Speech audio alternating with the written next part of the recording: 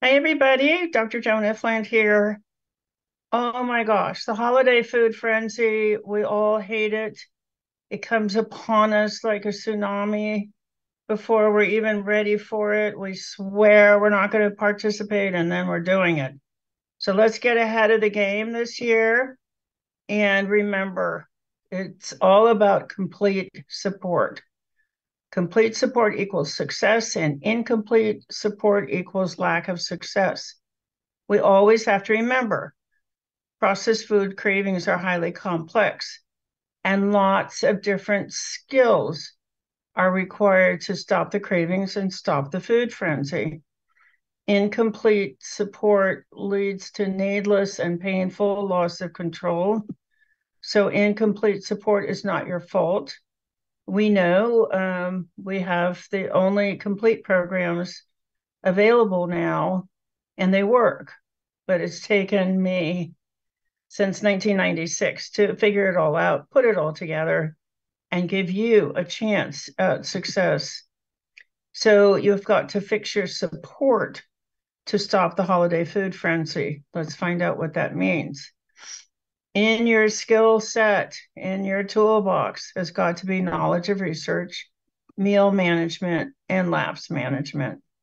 So the research tells us what is the closest we can get to truth. These findings show us what we need to do. Now, knowing the research means that you're not going to be waylaid by whimsical advice that could never work.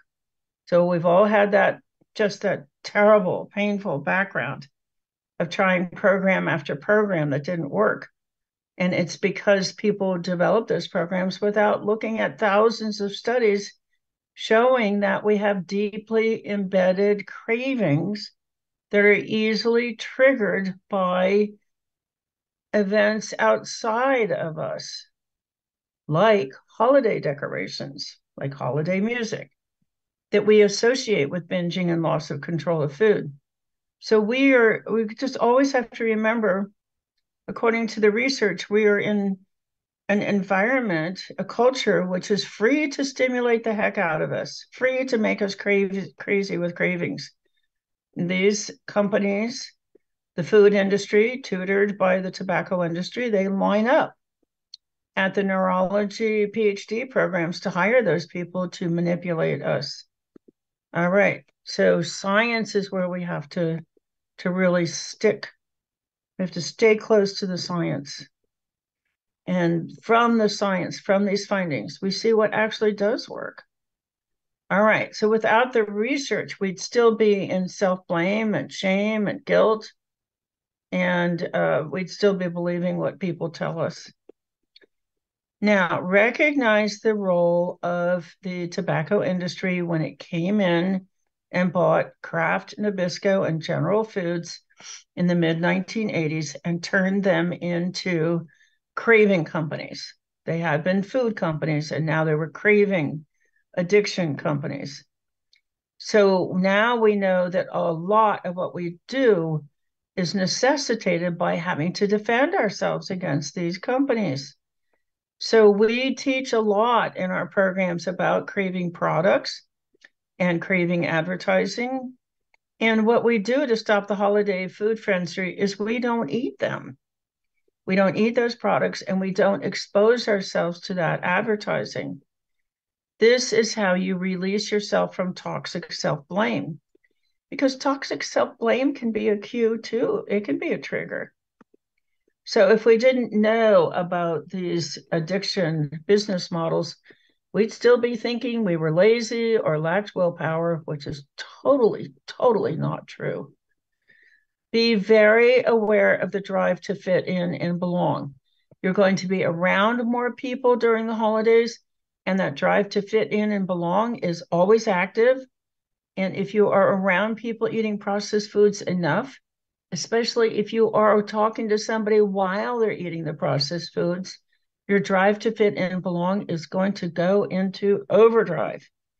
So the easiest way to lose control is to copy others. The answer is easy. Hang around people who have control. So as you go into this more intense cueing, triggering, stimulation, reminders, signaling, prompting, season, increase your ARC activities, increase the time that you spend in the ARC. Just remember, if you're in a support group where people are struggling, you will be struggling too. Your brain will not let you be successful because its first priority is for you to fit in. All right. If we didn't have successful people to copy, it's unrealistic that we can get control over our food.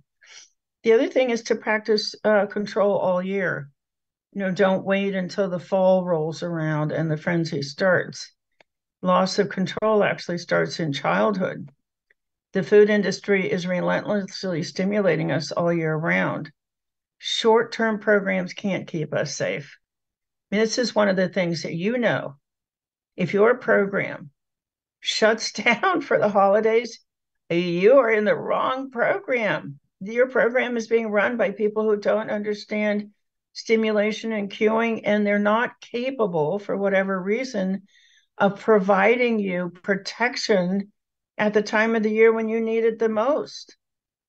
So if programs come to an end before the holidays, boom, we're isolated, we're alone, we're without direction, and we're depressed, and we're vulnerable. Now, meal management is very important during the holidays. You need time, freedom, no forced foods, and you need to be celebrating all victories. Time and training in meal prep. Give yourself time to organize meals. Think about what you need to buy. Give yourself some time to really try out different meals and discover what you really like. Give yourself time to pick up new prep skills if you need to, like batch cooking. Give yourself time and go through the food rotation videos to find out which foods to exclude. And know that any plan that excludes processed foods is going to work right across the board. You're going to be better off and have better control. So if you were pressured to organize your meals in some way, that just leads to overwhelm and giving up and fear of failing. So give yourself time. Keep talking. Keep talking. This is how we process temptation. Talk with people who cherish and respect you. Don't go talk to somebody who's going to criticize you or make you feel bad. Talk as much as you want whenever. And avoid being around people who don't understand you or who want to deny your reality or negate what's important to you. If we are in a group which silences us, no, you're not allowed to talk because you took a bite of something, we feel alone, separated, ashamed, and that is a perfect relapse setup. It feeds right into the food frenzy. Don't eat any foods you don't like. If you're in a group that's forcing you to eat foods you don't like, get out. Really. They don't know you. They don't see you. They don't respect you. They're not the people who can lift you up and through a holiday food frenzy. So get your own control. So never be in a support group that forces you to eat foods. Be respected. Trust your gut. If you have to eat foods that you don't like, you're going to fall off the wagon because you're resentful, and justifiably so. Celebrate all your victories, and having power is a victory. Keep a vision of your powerful self in the front of your head. I am powerful in all circumstances. I am confident in all circumstances. I have all the skills I need to stay safe in all circumstances. And then hang out with people who are the same way, who can see a win. Come in and talk about your wins. Write them out. Put them up around your house. I am a winner. This is what I do. All right. If you have to ignore your victories because you're in a support group which only supports, oh, did you eat this or did you not eat that? Then you're going to define yourself by abstinence, which is self-destructive and it's anti-motivation. Now, if you do have a lapse, be realistic. Think about cue and self-blame. Have a compassionate, patient attitude towards lapsing. These are deeply seated craving responses, and they're bombarded with cueing during the holidays. The risk of lapse is higher. So realistically, the temptation is going to be higher. You're getting ahead of it because you're learning how to fight those temptations before they get to the point of no return. But if you were in a group that had unrealistic expectations, like, oh, you got to be abstinent from day one, it would be so stressful, you would lapse more often. Holiday cue management, get training. So come in and talk about cue management, get guidance from your hosts, and listen to how other people are making decisions about, you know what? I know I'm over my cue limit. I know I'm overstimulated right now. I'm not going to go to that event. Or I'm going to go and I'm just going to talk to these three people. I'm not going to do anything about food and leave because it's the only time of year I see them. So also neutralize cues.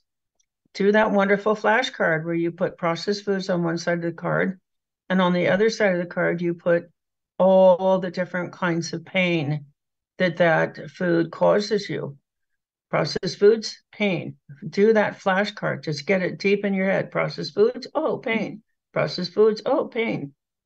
And then that will help you neutralize cues. And do remember, holiday decorations are triggers. So if you didn't know how to manage cues, you'd still be blaming yourself and thinking it was your childhood issues. Self-blame, just please don't blame yourself. It takes time, it takes skills. If you're blaming yourself, you would just give up. So don't do that. All right, take shelter. Take shelter in the right programs. And here are the programs. We had advocate training at www.foodaddictionrecoveryadvocate.com.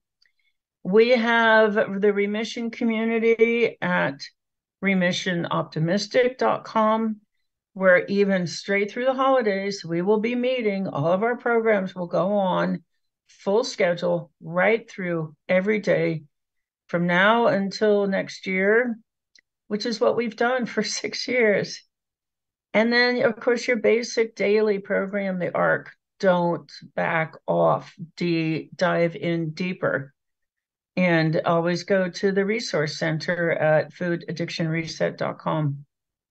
We want to hear from you. Email us at info@processedfoodaddiction.com. And oh man, I am just so happy to be connected with you. I care about you. I've been working hard since 1996 to stop suffering. These are all the programs that we've created that do exactly that. Thank you so much for joining me today, and really enjoy the peace and the people and the calm of the holidays. You deserve it.